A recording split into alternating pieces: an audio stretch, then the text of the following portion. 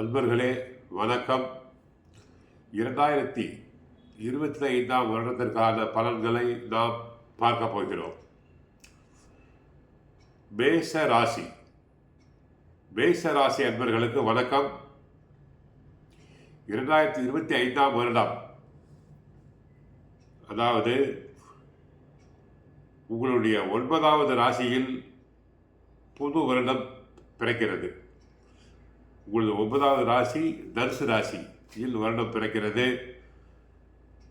March 28ஆம் தேதி வரை சனி பகவான் லாபஸ்தானத்தில் சாதகமாக இருக்கிறார். அதன் பிறகு 7.5 சனி ஆரம்பிக்கிறது. 7.5 சனியில் விரய சனி. எப்பொழுதுமே சனி பிடிக்கும் போது முதல் 2.5 வருடங்கள் தலைப்பகுதியில் பாதிப்பு, ஒற்றை தலைவலி, மண்ட மூளையில் செய்யும் ஆபரேஷன்,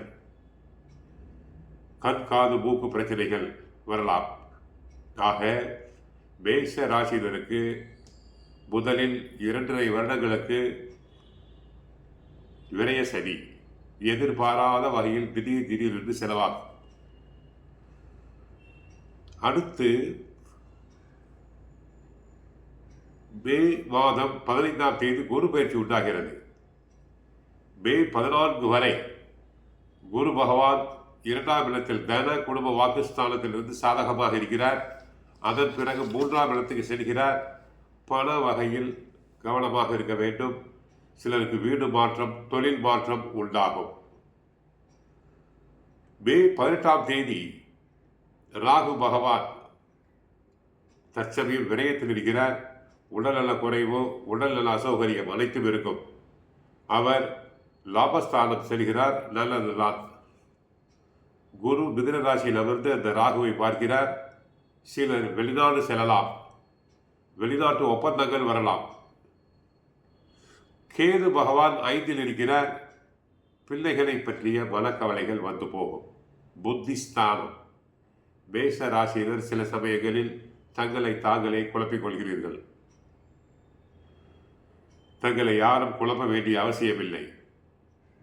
தற்சமய கிரக நிலைகள் வருடம் பிறக்கும் போது ரிஷப ராசியில் குரு வக்கரம் அடைந்திருக்கிறார். மேஷ ராசிக்கு 4ஆம் இடமாகிய சுகஸ்தானத்தில் செவ்வாய் வக்கிரம், 6ஆம் இடத்தில் கேது, 9இல் சூரியன் புதன், லாபஸ்தானத்தில் சனி சுக்கிரன், விரய ராசியில் ராகு இருக்கிறார். ஆக இந்த வருடம் 3 பயிற்சிகள் உண்டாகிறது. முதலில் சனி பயிற்சி, அதன் பிறகு குரு பயிற்சி, ராகு கேது பயிற்சி. இவற்றில் மேஷ ராசியினருக்கு சனி 7.5 சனியில் விரய சனி. வண்டி வாகனம் ஓட்டும் போது கவனமாக இருக்க வேண்டும். அதிவேகமாக செல்லக்கூடாது. குரு 3ஆம் இடத்துக்கு செல்வதால் அனாவசியமான செலவுகள். 3லே குரு கலகம் என்போம். வேலை செய்யும் இடத்தில் வீட்டில் கலகம் இல்லாமல் இருக்க வேண்டும். வீண் வம்பு வழக்குகள் தேடி வரலாம். அவற்றை தவிர்க்க வேண்டும். உடல் அசௌகரியம் உண்டாகலாம். நரம்பு பிரச்சனை, பிபி, தலைப்பகுதி ஆகியவற்றை கவனமாக பார்த்து கொள்ள வேண்டும்.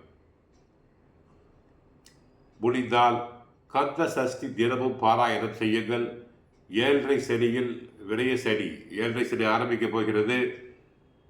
சென்னையில் பல்லாவரம் அருகிலுள்ள பொலிச்சூரில் உள்ள அகஸ்தீஸ்வரர் கோவிலுக்கு சென்று அங்கு சனி பகவானை வழிபடுங்கள். உங்கள் கஷ்ட நஷ்டங்கள் அனைத்தும் குறையும். ஆக மேஷ ராசியினருக்கு சாதகம் எது? சனி சாதகம் இல்லை, குருவும் சாதகம் இல்லை, ராகு ஒருவர் தான் சாதகமாக இருக்கிறார். திருமணமான பெண்கள் வீட்டில் கணவருடன் சண்டை சச்சரவு இல்லாமல் இருக்க வேண்டும். அடிக்கடி கோயிலுக்கு செல்லுங்கள். இறை வழிபாட்டில் நாட்டம் செல்லுங்கள். ஆனால் குருவின் பார்வை பலனால ஒரு சில நன்மைகளும் அதிகரிக்கும். அதையும் நாம் மறுக்க இயலாது. ஆக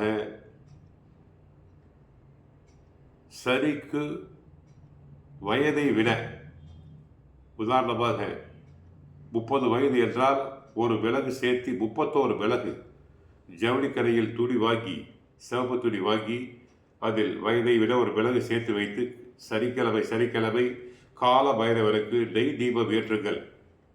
உங்களுடைய கஷ்டங்கள் அனைத்தும் குறையும். ஆக மேஷ ராசினருக்கு நாம் 50 மார்க் கொடுக்கலாம். ஏனென்றால் சனி சரியில்லை, குரு சரியில்லை. கவனம், உடல் நலனில் கவனம் தேவை. வீட்டில் சண்டை சச்சரவு கூடாது. வாழ்க வளமுடன், மங்களம் உண்டாகட்டும்.